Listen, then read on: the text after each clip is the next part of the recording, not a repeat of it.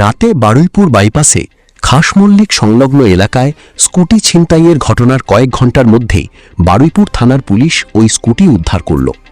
একই সঙ্গে 5 দুষ্কৃতীকে গ্রেপ্তার করেছে পুলিশ। গত শুক্রবার রাত 2টোয় হকি স্টিক লাঠি নিয়ে এক ব্যক্তির উপরে হামলা চালিয়ে বেধড়ক মারধর করে তার স্কুটি ছিনতাই করা হয় বলে অভিযোগ। ওই ব্যক্তির নাম মলয় কুমার দাস, বাড়ি সোনারপুরের গোবিন্দপুর বাজার এলাকায়। থানায় অভিযোগ দায়ের হয়। এরপরে এসআই অর্ঘ্যমণ্ডলের নেতৃত্বে পুলিশ তদন্তে চালিয়ে শনিবার রাতে মল্লিকপুর এলাকা থেকে 5 দুষ্কৃতীকে গ্রেপ্তার করল।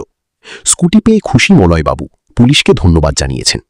প্রসঙ্গত, শুক্রবার রাতে কাটাখাল পোল সংলগ্ন আকনা এলাকায় মদের দোকান বন্ধ করে বাড়ি ফেরার পথে ব্যবসায়ীর পিঠে চপার দিয়ে কুপিয়ে 2.5 লক্ষ টাকা ছিনতাই করা হয় বলে অভিযোগ। সেই ঘটনার সঙ্গে এই অভিযুক্তদের যোগ আছে কিনা পুলিশ তদন্ত করে খতিয়ে দেখছে। রাতে পরপর ছিনতাইয়ের ঘটনায় আতঙ্ক ছড়িয়েছে বারুইপুর। নিরাপত্তা নিয়ে প্রশ্ন উঠেছে।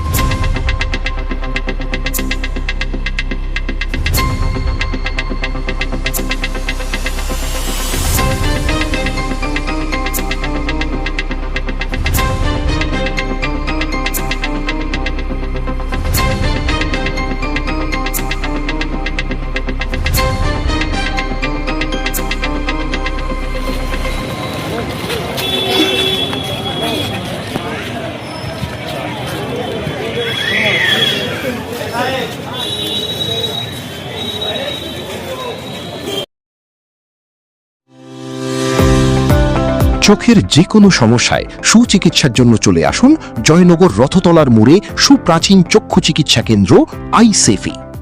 এখানে অত্যাধুনিক পদ্ধতিতে চোখের চিকিৎসা করা হয়। মনে রাখবেন, চোখ আপনার অমূল্য সম্পদ, তাই চোখকে রাখুন নিরাপদ।